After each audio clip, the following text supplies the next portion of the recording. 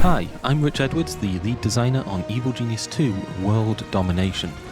And I'm Ash Tregay, the producer of Evil Genius 2. Evil Genius 2 is a satirical spy-fi lair building game where you take on the role of a criminal mastermind. You're going to build an island lair, train a legion of diabolical minions, and perfect a doomsday device to take over, or maybe even destroy, the world. Today, we're here to show you some gameplay from the tutorial, giving us a good excuse to talk through a few of the core systems of the game that you'll be getting very familiar with on your road to world domination. At its heart, Evil Genius 2 is a lair builder. We give you an exotic island, we give you a horde of probably loyal and definitely disposable minions, but it's up to you to build the evil lair of your dreams. We've also given you a powerful set of construction tools to achieve this, ensuring that everyone can make something cool, but those of you who really want to flex your inner genius can make something that even the most determined do-gooder will struggle to survive. At this point in the tutorial, we're laying down orders for a brand new barracks. This will increase the size of our minion workforce and, I suppose, allow a few more of them to get some sleep. As you can see here, we don't limit you to simple rectangles. In this instance, we've chosen to give our minions a semblance of privacy by leaving the walls intact, but any room in Evil Genius 2 can be connected to any other room in any fashion. If you're feeling especially brave, you could try building a lair with no internal walls at all, but we wouldn't recommend that unless you want to present your enemies with incriminating evidence as soon as they walk in through the entrance. Now, as you can see, we have other construction orders in place and our minions are working hard to carry out our wishes, constructing more generators in our power room. This is important because if we run out of power, we're essentially defenseless. None of our traps, cameras or doors will function, and that leaves us wide open to attack. The name of the game is World Domination, so as cozy as our fledgling lair is, we will have to actually send our simple minions out into the world at some point, if we're ever going to take it for ourselves. Control rooms, like the one we're building here, form the hub of your criminal empire as you extend your reach across the world stage. These radio repeaters will provide us with broadcast strength. The more broadcast strength we have, the more criminal networks we can support, and the higher the level of any one criminal network, the greater the broadcast strength required to maintain it.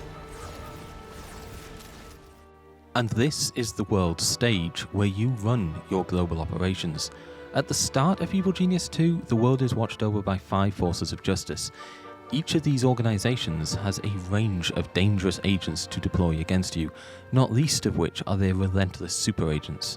Together they make the world a good and righteous place, and we just can't have that. So let's establish a criminal network. First we'll select a region, then dispatch a small force of minions to scout it for various opportunities. Minions leave our lair via the helipad, and once they've constructed a permanent presence in the world, those minions will get up to all sorts of petty crimes.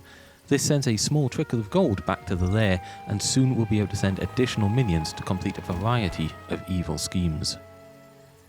Evil Genius 2 is a narrative-driven campaign game, with a very definite beginning and end point.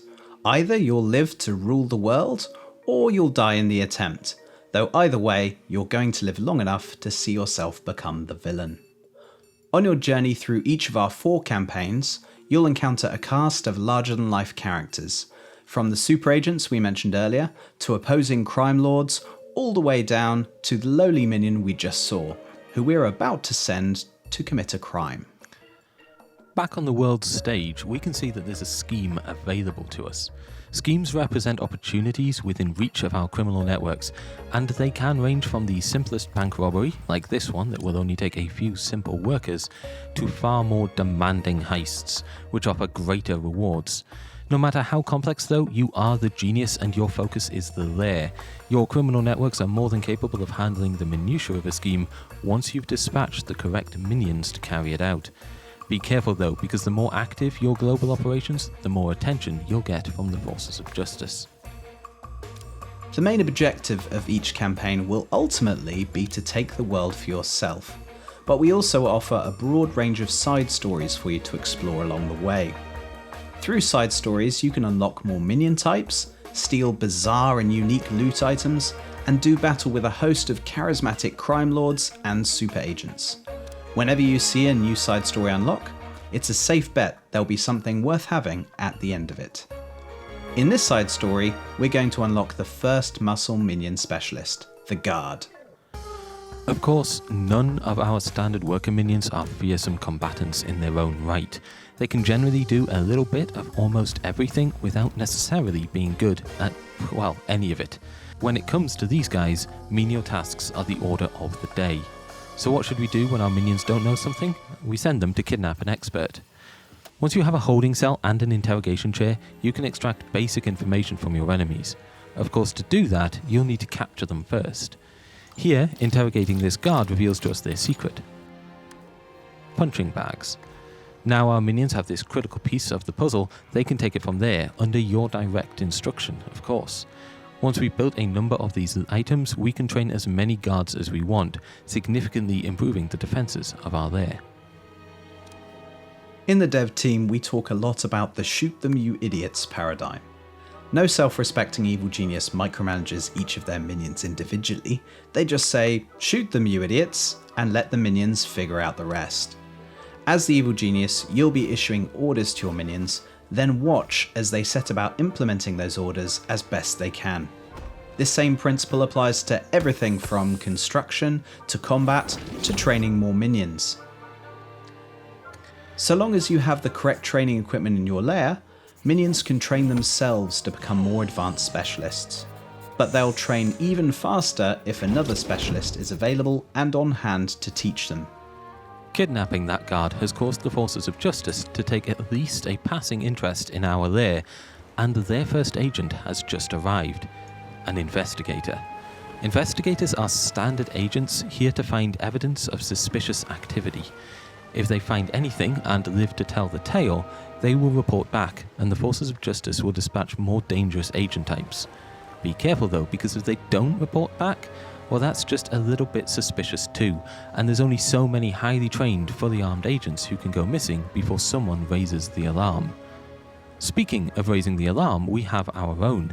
High Alert can be activated at any time to force your minions to defend the lair.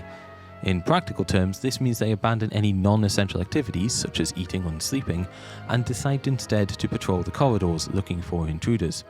Or at least your guards will. Your more cowardly minions may take the opportunity to hide instead. To repeat what we talked about earlier, we use the shoot them you idiots paradigm a lot. This time we mean it literally. If we want our minions to take care of this agent, we're going to need to issue a direct order. So let's drop the lair into high alert, select the intruder, and tag them for termination. Our minions should be able to take it from there, although if you're feeling particularly bloodthirsty, your genius can get involved too. Be careful though, because if you die, that's it, game over. So whilst our guards are more than capable of taking on a standard agent, there are of course bigger threats to our plans. Before any of those threats rear their head and ruin our day, we should look to recruit someone more powerful. We should recruit a henchman. Henchmen begin the game scattered across the world stage as crime lords in their own right. Through side stories, you can choose which of these crime lords you want to defeat and which you want to convince or coerce to join you at your table. At this point, we're still getting started and a number of crime lords are eager to join our organisation on the ground floor. This means they can be more easily persuaded, but this is an important decision. Once we make a choice between them, the others will resent us for not choosing them, and we can expect to make a few enemies as a result. In this example, we've chosen to recruit Eli Barracuda Jr., a powerful melee henchman with a couple of unique abilities of his own, and a familiar face to fans of the original Evil Genius. Eli's charm ability can be used tactically in the cover operation to convince an agent that they shouldn't worry about what's behind the large ominous doors at the back of the casino, that actually they really don't want to be there, and they should probably just leave the island immediately. When a more direct approach is called for, Eli's silver revolver turns him into a dangerous ranged combatant, at least for 6 deadly shots. Now all this takes place within the tutorial, and is just a small sample of what awaits you in your own journey towards world domination when Evil Genius 2 launches on Steam on March 30th.